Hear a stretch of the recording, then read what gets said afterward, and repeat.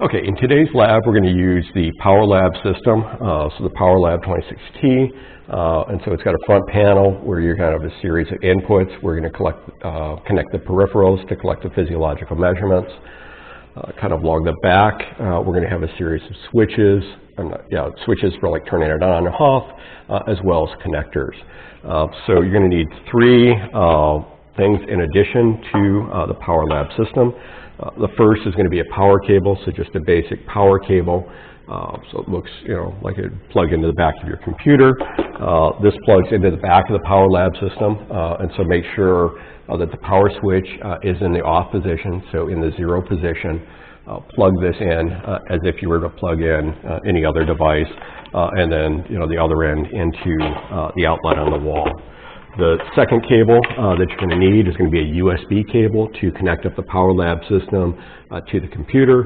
So it's got a USB cable at one end, just a standard USB, and then kind of a rounded off rectangular connector at the other end. This again is going to plug into the back of the Power Lab system, and so you should see a USB symbol there with the connector. This is going to fit in, again, because of the rounded off rectangle, it's only going to fit in one way. Don't force it, it should slide in if you've got the orientation right. Once that's plugged in, connect up the USB end into the USB port into the back of the computer. The final device is going to be allowing us to collect the physiological measurements. This is going to be a pulse transducer, and so you have an 8-pin DIN connector at one end, and then a pulse transducer, kind of a smooth edge with a Velcro strap on it. Now, what we're going to do is take the 8-pin DIN connector and then plug that into input 1 on the front of the computer, the front of the Power Lab system. Again, because of the notch in that, that's only going to fit in one way. Should fit in relatively snugly. But again, you don't want to force it if you've got the orientation wrong. And finally, with the pulse transducer, you've got a smooth end with the kind of sensor capabilities. You're going to put that onto the pad of the finger. You're going to wrap the Velcro strap around the finger. You don't want it to be so loose that it's kind of flopping around or the cable's flopping around. You also don't want it to be so tight that it's going to cut off circulation, because if you cut off circulation, you're not going to have any blood flow. You're not going to be able to measure the pulse in that. So you get relatively smooth, and then you're going to want to make sure that your test subject is in kind of a relaxed position. And so ideally, resting the hand kind of in an upright position so the pulse transducer isn't coming up against any other object or moving around a whole lot. And again, if you're moving the cable, that's going to introduce some artifacts into the recording as you're using the lab chart system. So, rest it along, kind of the surface of the table, maybe the surface of the leg, or, kind of allow it to kind of hang kind of at rest off the edge of the table or edge of the leg. Ultimately, you want to make sure that you're not moving around the finger, moving around the pulse transducer, because that's going to interfere with good recordings. So the Power Lab system is plugged in to the outlet. The USB cable is plugged into the back of the computer. The pulse transducer is plugged into input number 1. The pulse transducer is on the middle finger and ready to record. The Power Lab system is turned on. The computer is now on as well. So the next thing we want to do is to turn on the lab chart software system. And so what you want to do is find the lab chart icon, lab chart number 8 on the computer. Double click on that. This will bring you to the Welcome Center. If it doesn't come up to this screen exactly, click on Getting Started here. Go down to Introduction to Lab Chart 8 settings file, and then double click on Pulse Settings. This will bring up a chart view, and so I'm going to maximize this to take a look at it. Click Start here. And we can start to see kind of the new trace coming through. Now, ultimately, the amplitude is relatively small. At this point, the y-axis here is showing voltage. It's a little bit hard to see at this point, and so there are two ways to adjust the amplitude. The first way is to go up here on the upper right, down where it has pulse, pull down on this arrow, and go to pulse transducer. And then what we have here is the range. And so taking a look at 2 volts as the range here. What we want to do is decrease that to about 100 millivolts so that ultimately our peaks are going to be a little bit higher. So if we say OK to that and start, you can again see kind of clear peaks that are going to be present. You can see a little bit of static here in the kind of between the beats going on. But overall, relatively good trace that's going on as well right there. Now, if for whatever reason you're not seeing a clear trace like this, I'll skip again for a moment. If you move it around a bit, it's going to look kind of something like this. So a lot of static. If it is too loose, and I'm touching it now, and so if it's too loose, again, you get a lot of static, not a clear indication of the pulse being picked up on. Tighten it up a little bit. Still kind of loose, and you see lots of static and kind of something like that. And so if you're seeing a field like this on your scope view, a chart view, it's an indication that something wrong, that something is wrong. Ideally, you should see, again, a pattern that looks relatively stable like this. So over here, it's too loose. This is in pretty good shape. If it is too tight,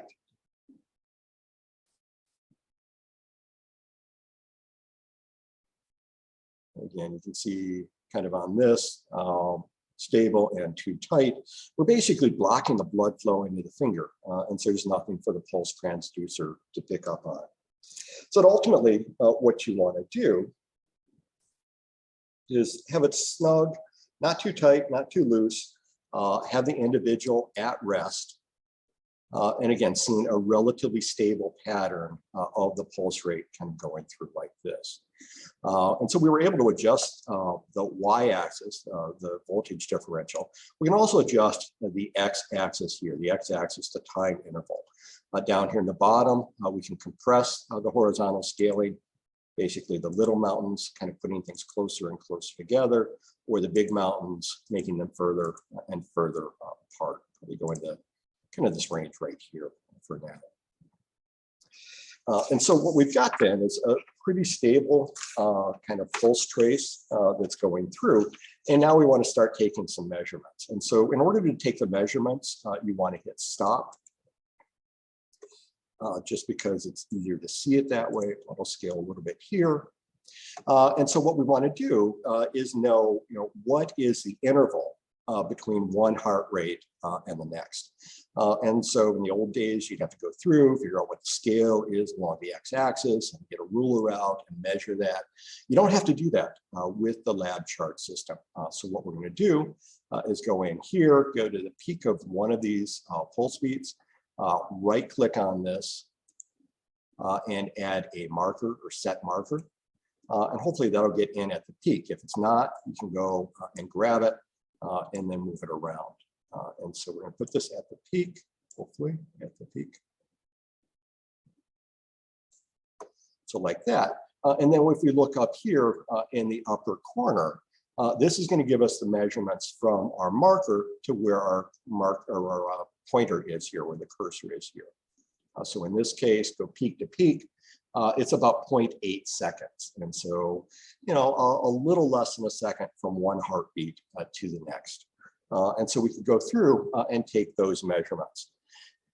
Now, at times, we want to collect this information into a data pad. And so what we can do is add the data pad view up here. So just click on that. Brings up a new window. But now we can't see our chart view, so go up here to Smart Tile, click on that. Actually, I want it kind of above and below. Let's just see if we can do it that way.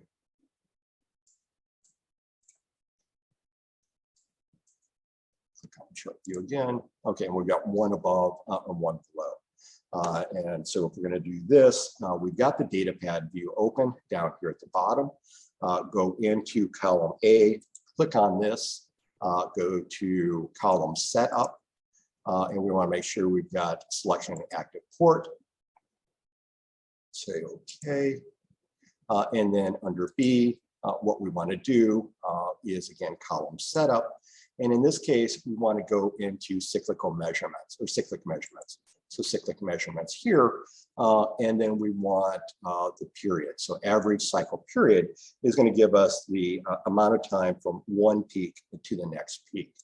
So you click on that. And so what we're going to have is the ability then to look at point to point.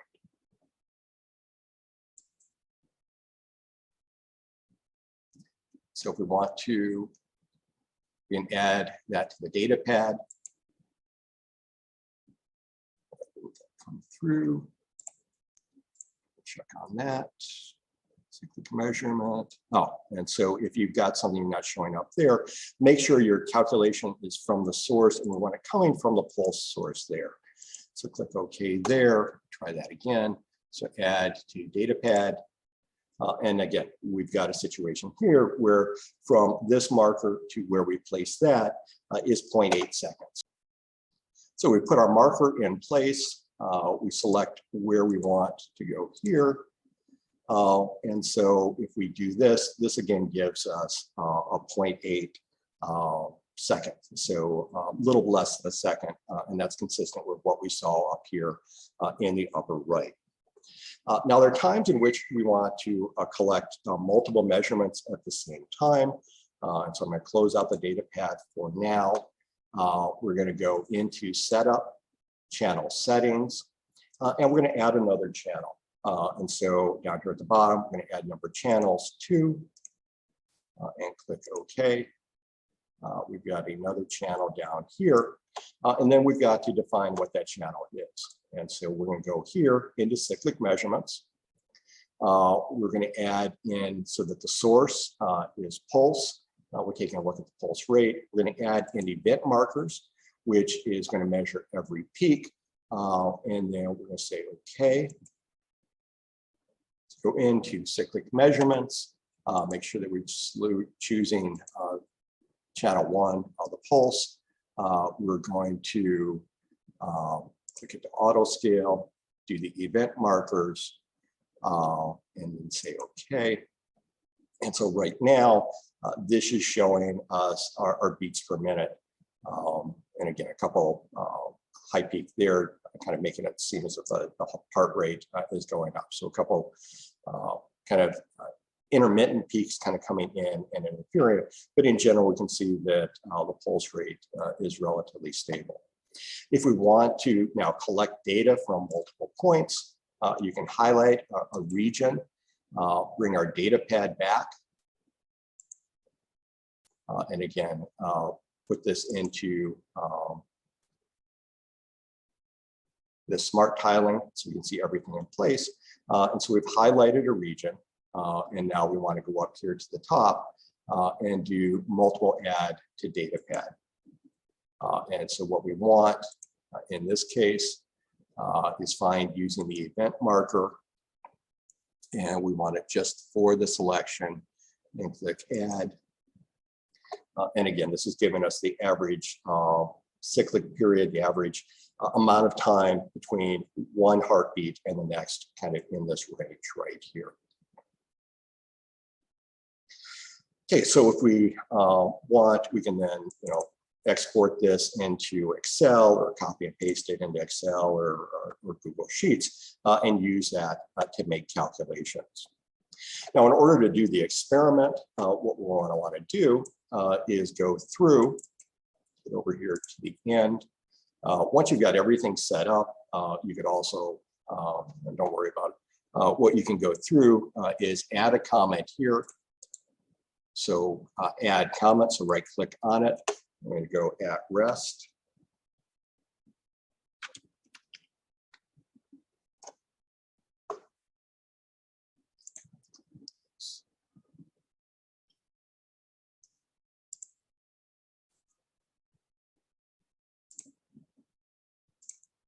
Okay, so once we have everything set up, we're ready to collect some data.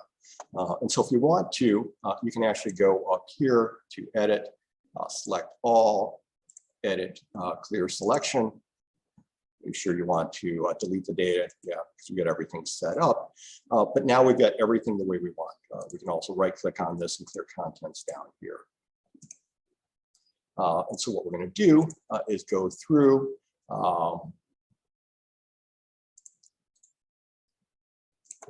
start for a second, stop.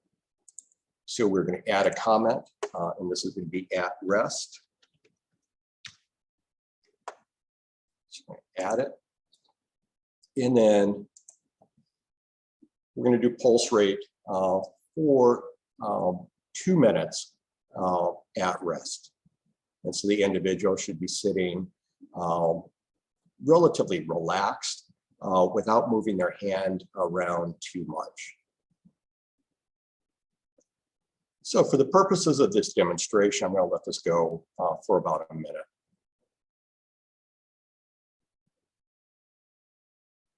And you can see I'm moving around a little bit here, so we're not getting good measurements at this point. It's a little bit better, so it's stable.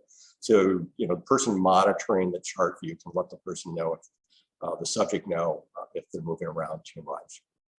Okay, so at this point, I've got about a minute collected. You're going to do about 2 minutes. I'm going to stop it here. We're going to right click at this point, and we're going to add a comment. And this comment is going to be after 2 minutes of stairs.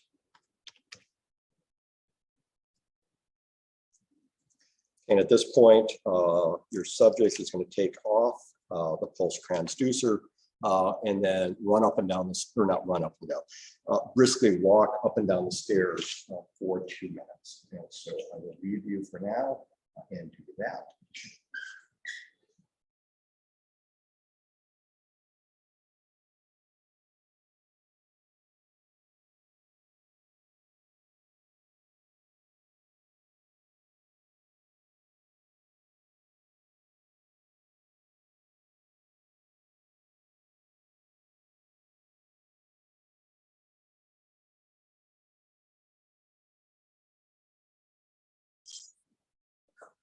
Okay, so I'm back, hooking up the pulse transducer now. Add our comment. Hit start.